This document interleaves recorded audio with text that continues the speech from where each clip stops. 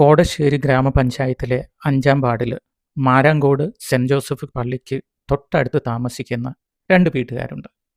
ആട്ടക്കാരൻ അന്തോണി എന്ന ഒരാളുടെ വീടിന് പുറകിൽ ചേരിയേക്കര ഷിജു എന്ന ഒരു അയൽവാസിയാണ് താമസിക്കുന്നത്.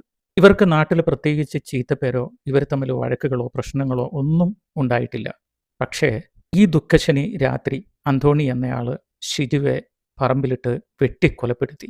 2 പേരും മദ്യലഹരിയിലായിരുന്നു എന്നാണ് അയൽവാസികൾ പറയുന്നതായിട്ട് അറിയുന്നത്. ഈസ്റ്റർ തലേന്ന് കേട്ട ഒരു വലിയ ദുഃഖം. ഈസ്റ്റർ രാവിലെ എഴുന്നേറ്റപ്പോൾ ഞാനായിരിക്കുന്ന നാട്ടിൽ തന്നെ ഇത് നടന്നതുകൊണ്ട് മനസ്സിലൊരുപാട് ദുഃഖം. എനിക്ക് കൂട്ടുകാരോട് പറയാൻ പ്രധാനപ്പെട്ടൊരു കാര്യമുണ്ട്. നിങ്ങളുടെ ഭാര്യ ചിലപ്പോൾ മദ്യത്തിനടിമയാകാം. നിങ്ങളുടെ ഭർത്താവ് ചിലപ്പോൾ മദ്യത്തിനടിമയാകാം.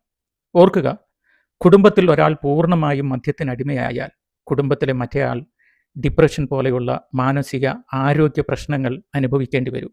അതുകൊണ്ട് പങ്കാളി കടുത്ത മദ്യപാനിയാണെങ്കിൽ തൊട്ടടുത്തുള്ള പോലീസ് സ്റ്റേഷനിൽ അത് അറിയിക്കാനും നല്ല ഒരു കൗൺസിലിങ്ങിന് വിധേയമാകാനും ഒരിക്കലും മടിക്കരുത്. ചില കുടുംബങ്ങളിൽ 2 പേരും ഒരുപോലെ മദ്യത്തിനടിമയാകാം. അങ്ങനെയുള്ള സാഹചര്യത്തിൽ അതിനെ നിസ്സാരവൽക്കരിക്കാതെ 2 പേരും നല്ല ഡി അഡിക്ഷൻ സെൻ്ററുകളിൽ ആവശ്യമായ ചികിത്സ തേടുക. ഒരു സത്യം പറയട്ടെ, നമ്മുടെ കേരളത്തിൽ മദ്യത്തിൻ്റെ ലഭ്യതയും മയക്കുമരുന്നിൻ്റെ ലഭ്യതയും നിയമത്തിലുള്ള വിട്ടുവീഴ്ചകളും ഒരുപാട് കൊലപാതകങ്ങൾ ദിവസം തോറും വർദ്ധിപ്പിക്കുന്നു.